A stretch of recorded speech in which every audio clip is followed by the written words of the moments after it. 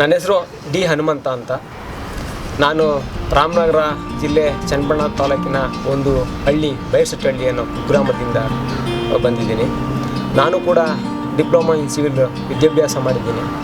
ನಾನು ನಮ್ಮ ತಂದೆಗೆ ಮೂರನೇ ಮಗ. ನಮ್ಮ ತಂದೆ ದಾಸಯ್ಯ ಅಂತೇಳಿ ಹುಟ್ಟಿದಾಗಿನಿಂದ ಸಾಯೋವರೆಗೂ ಜೀತ ಮಾಡ್ತಿದ್ದವರು. ಮತ್ತು ನಮ್ಮ ಅಣ್ಣ ಕೂಡ ಪುಟ್ಸ್ವಾಮಿ ಅಂತೇಳಿ ಅವರೂ ಕೂಡ ಸುಮಾರು 10-15 ವರ್ಷ ಜೀತ ಮಾಡ್ತಿದ್ದವರು. ನಾನು ಹಿಂಗೆ ವಿದ್ಯಾಭ್ಯಾಸ ಮಾಡ್ಕೊಂಡು ಬರ್ತಾ ಇರುವಾಗ ಜೀತ ವಿಮುಕ್ತಿ ಕರ್ನಾಟಕ ಅಂತೇಳಿ ಒಂದು ಸಂಘಟನೆ ಜೀತದಾಳ ಬಗ್ಗೆ ಹೋರಾಟ ಹಮ್ಮಿಕೊಂಡಿತ್ತು. ಆ ಹೋರಾಟಕ್ಕೆ ನಾನು ಕೂಡ ಭಾಗವಹಿಸಿ ಸರ್, ನಮ್ಮ ತಂದೆ ಕೂಡ ಜೀತ ಮಾಡ್ತಿದ್ದಾರೆ, ನಮ್ಮ ಅಣ್ಣ ಕೂಡ ಜೀತ ಮಾಡ್ತಿದ್ದಾರೆ, ನಮಗೂ ಪರಿಹಾರ ಸಿಗಬೇಕು ಸರ್ ಅಂತೇಳಿ ಬಂದು ಜೀತದ ಬಗ್ಗೆ ಕೆಲಸ ಮಾಡ್ತಿದ್ದಂಥ ಕಾರ್ಯಕರ್ತರನ್ನ ಕೇಳಿದೆ. ಅವರು ನನಗೆ ಸಹಕಾರ ಸಲಹೆ ಕೊಟ್ಟು ಆಯಿತು ಬಾರಪ್ಪ ಅಂತೇಳಿ ಆ ಟೈಮಲ್ಲಿ ಸುಮಾರು 1996ನೇ ಇಸ್ವಿಯಲ್ಲಿ ಜೀವಿಕಾ ನೇತಾರರಾದಂಥ ಕಿರಣ್ ಕಮಲ್ ಪ್ರಸಾದರವ್ರನ್ನ ಕರ್ಕೊಬಂದು ಭೇಟಿ ಮಾಡಿಸಿದ್ರು. ಜೀತದಾಳ ಬಗ್ಗೆ ಕೆಲಸ ಮಾಡ್ತಾಯಿದ್ದೀವಿ, ಈ ಥರ ಜೀತದಾಳ ಸಂಘಟನೆ ಮಾಡ್ತಾಯಿದ್ದೀವಿ ಅಂತ. ಆವಾಗ ನಾನು ಜೀತದಾಳು ಕುಟುಂಬದ ಮಗ ಆಗಿದ್ದು ಆ ಜೀತದ ನೋವು ಕೂಡ ನನಗೆ ಇತ್ತು. ಮತ್ತು ನಮ್ಮ ತಂದೆ ಕೂಡ ಕೊನೆವರೆಗೂ ಮಾಲೀಕರ ಮನೆ ದುಡಿತಾ ಇರುವಾಗ ನಾವೂ ಕೂಡ ಶನಿವಾರ ಭಾನುವಾರ 6ನೇ ಕ್ಲಾಸ್ ಓದ್ತಿದ್ದಾಗ ನಾವೂ ಕೂಡ ಹೋಗಿ ದನ ಮೇಯಿಸೋದು, ಹುಲ್ಲು ಹಾಕೋದು, ಸಗಣಿ ಬಾಚೋದು ಈ ಥರ ಎಲ್ಲ ಮಾಡ್ತಿದ್ವಿ. ನಮ್ಮ ತಂದೆ ಕೂಡ ಹೇಳ್ತಾಯಿದ್ರು ಅವ್ರು ಜೀವಂತವಾಗಿ, ಈಗ ಅವರಿಲ್ಲ, ಅವ್ರು ಜೀವಂತ ಇದ್ದಾಗ ನಾನು ಮಾಲೀಕರ ಸಗಣಿ ಬಾಚಿ ನಾನು ತಲೆ ಕೂದಲೆಲ್ಲ ಉದುರೋಗಿದೆ, ನನ್ನ ಕಷ್ಟ ನಿಮಗೆ ಬಿಡೋದು ಬೇಡ ಅಂತ. ಆ ನೋವೆಲ್ಲ ನನಗೆ ತುಂಬಾ ಇತ್ತು. ಮತ್ತು ಜೀವಿಕಾದಿಂದ ಜೀತದಾಳುಗಳ ಅಭಿವೃದ್ಧಿಗೋಸ್ಕರ, ಜೀತದಾಳುಗಳ ಕತ್ತಲೆಯಿಂದ ಬೆಳಕಿಗೋಸ್ಕರ ಕೆಲಸ ಮಾಡ್ತಾಯಿರೋದು ನನಗೆ ತುಂಬ ಇಷ್ಟ ಆಗಿ ನಾನು ಡಿಪ್ಲೊಮಾ ಇಂಜಿನಿಯರ್ ಓದಿದ್ರು ಕೂಡ ನಾನು ಜೀತದಾಳ ಬಗ್ಗೆ ಕೆಲಸ ಮಾಡಬೇಕು ಅಂತೇಳಿ ಬಂದು ಕೇಳ್ಕೊಂಡೆ. ನನಗೆ ಅವಕಾಶ ಕೊಟ್ಟರು. ನಾನು ವಿಪಕ್ಷ ಹೋಬಳಿಯ ಕಾರ್ಯಕರ್ತನಾಗಿ ಕೆಲಸ ಮಾಡ್ತಾಯಿದ್ದೆ.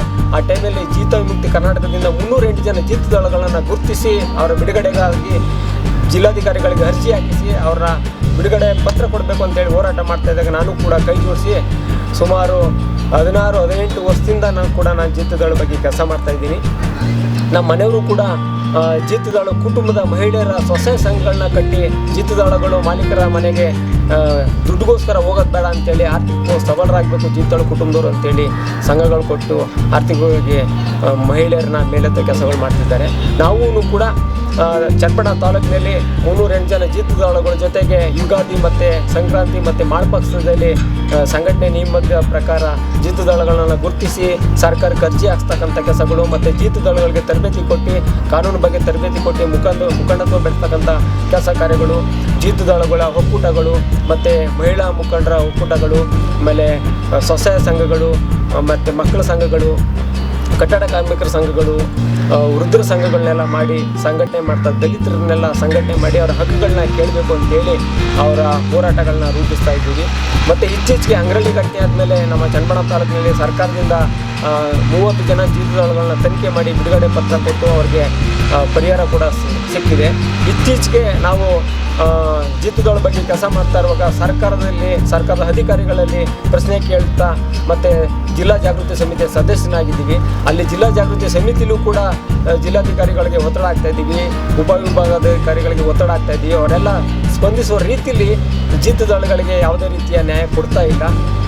ನಾವು ಹೆಚ್ಚಿಗೆ ಜೀತದಾಳಿಗೆ ಬಿಡುಗಡೆ ಆಗಬೇಕು ಅಂತ ಕೇಳಿದಾಗ ಆಯಿತು ಮಾಡೋಣ ಅಂತೇಳಿ ಜಾರ್ಕೊಳ್ತಾ ಇದ್ದಾರೆ. ಮತ್ತು ನಮ್ಮ ತಾಲೂಕಿನಲ್ಲಿ ನಾವು 3 ಹೋಬಳಿಲೂ ಕೂಡ 3 ಜನ ಕಾರ್ಯಕರ್ತರನ್ನ ಆಯ್ಕೆ ಮಾಡಿ ಜೀತದಾಳುಗಳು ಸಂಘಟನೆ ಮಾಡೋ ಕೆಲಸಗಳನ್ನ ಮಾಡ್ತಾಯಿದ್ದೀವಿ. ಕಾರ್ಯಕರ್ತರು ಬಂದವರು ಅವರು ಹಲವಾರು ತರಬೇತಿಗಳನ್ನ ಪಡ್ಕೊಂಡು ನಮ್ಮ ಕಿರಣ್ ಕಮಲ್ ಪ್ರಸಾದ್ ಅವರ ಸಲಹೆಗಳನ್ನ ಪಡ್ಕೊಂಡು ಅವರು ಮುಖಂಡರಾಗಿ ಬೆಳೆದು ಅವರು ಮುಂದಕ್ಕೆ ಹೋಗ್ತಾ ಇರ್ತಾರೆ.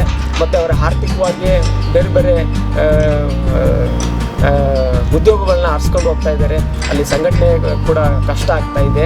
ಮತ್ತು ಜೀತದಾಳು ಕೂಡ ಧೈರ್ಯವಾಗಿ ಹೇಳಿಕೆ ಕೊಡಲು ಮುಂದೆ ಬರ್ತಾ ಇಲ್ಲ. ಸಂಘಟನೆಯಾಗಿ ಸ್ವಲ್ಪ ಕುಂಠಿತ ಆಗಿದೆ.